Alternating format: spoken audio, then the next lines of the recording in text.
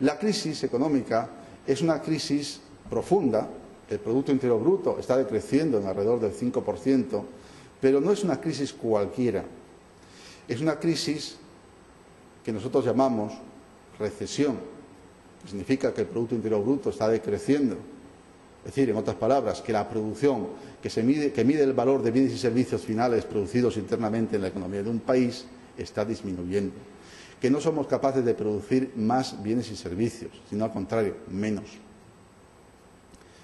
¿Qué ocurre en esta situación en la que estamos viviendo? Que esa crisis puede ampliarse y podemos pasar de tener una recesión a tener una depresión económica, que es lo más dramático a lo que podemos llegar. Y con esto no quiero alarmar, porque claro, todo el mundo quisiera que no fuera así, pero los caminos nos conducen siempre al mismo sitio. Las variables económicas son siempre las mismas. Los economistas conocemos perfectamente cuál es el camino. Sabemos que si movemos el tipo de interés, pues esto va a afectar a la inversión. Sabemos que aumentamos el gasto, aumenta la demanda pública, pero en contra de la demanda privada. Bueno, hace unos días el presidente del Banco Central Europeo hablaba del mercado laboral. Comentaba que había que reducir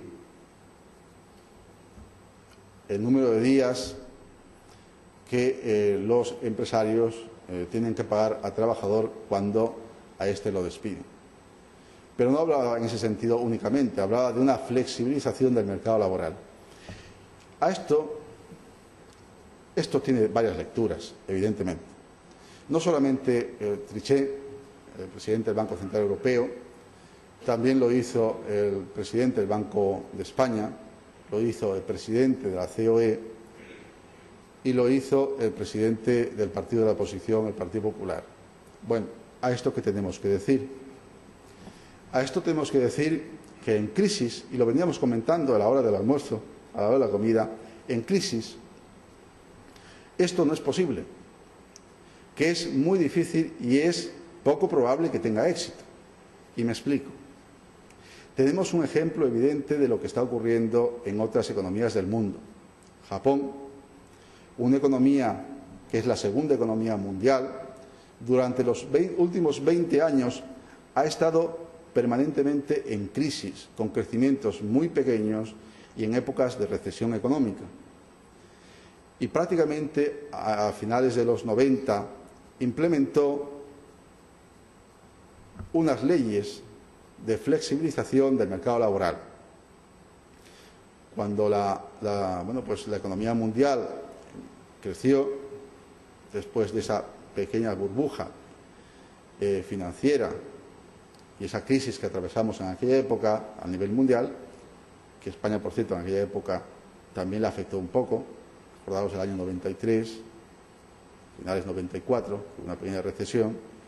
Bueno, pues para Japón, pues al principio, cuando se animó nuevamente las exportaciones, significó que, bueno, pues parecía ser que esa ley de flexibilidad del mercado laboral pues le había ayudado, porque, bueno, pues mejoró su economía, pero no mejoró precisamente por la propia ley, porque ya hemos visto la experiencia de este último año.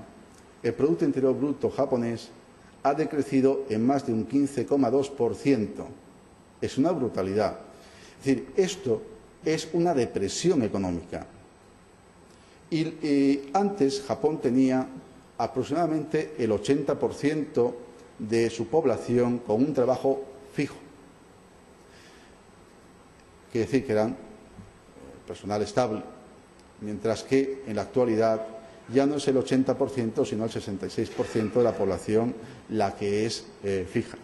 El resto, casi el 34%, es una población pues con unos salarios muy bajos, unos empleos muy precarios y con escasa ayudas sociales cuando uno se queda sin empleo.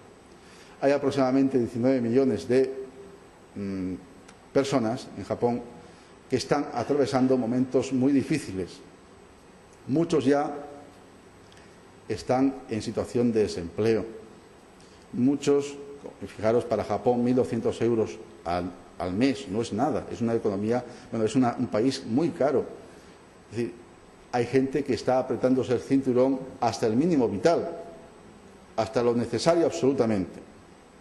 Y hay gente que ha quedado en el paro y en la más absoluta indefensión. El Estado, eso se llama flexibilizar el mercado laboral. Por lo tanto, si bien es cierto que hay problemas y que hay que solucionarlos en el mercado laboral, por ejemplo, en el caso de los contratos, que hay mucha variedad de contratos. Yo recuerdo, hace poco hablaba con un empresario que me comentaba que, bueno, pues él se dedicaba a la venta de electrodomésticos y tenía 2 empleados, 2 vendedores y una administrativa que llevaba las cuentas.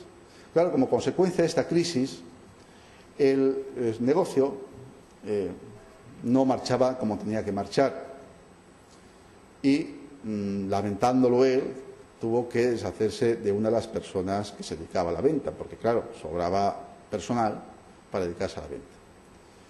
Pero que claro, el dejar una persona menos no era, digamos, no era lo que quería. En realidad hubiese querido dejar, pues qué sé yo, es decir, una parte de esa persona, porque siempre haría falta en momentos puntuales pues que una persona más estuviera, pero no siempre, no todo el tiempo.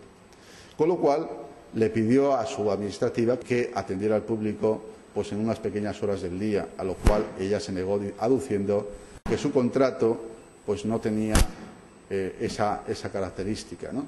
Bueno, aquí hay un problema, es decir, porque estamos poniendo en riesgo la vida de la empresa. Pues una de las soluciones podría haber sido pues despedir a la trabajadora, y otra de las soluciones hubiese sido que la trabajadora directamente hubiese aceptado esa condición en una situación de crisis como la que estamos viviendo actualmente. ¿Se me oye?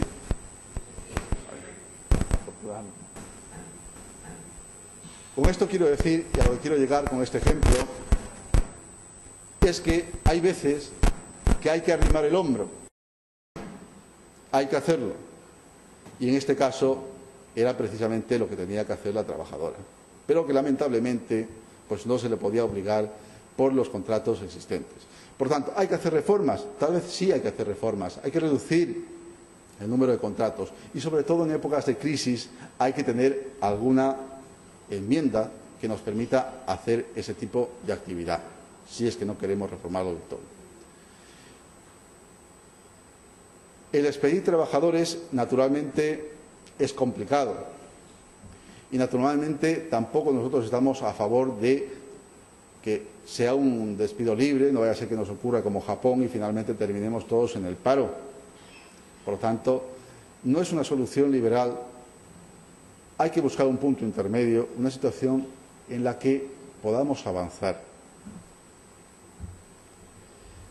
Más cosas que puedo contar acerca de lo que puede estar ocurriendo. El problema de la liquidez internacional y el problema de gasto público van unidos. La crisis actual, como lo comentábamos con algunos de vuestros dirigentes, es una crisis internacional. A nadie le cabe la menor duda. Pero las soluciones son distintas. La oposición no está haciendo los deberes, no ha sabido rebatir correctamente el mensaje de cuál es la solución de la crisis, quizá también porque yo veo en muchos de ellos conservadurismo, veo muy pocos liberales, aunque los hay también, como los hay en muchos partidos, pero muchos de estos se apuntan al juego de las ayudas.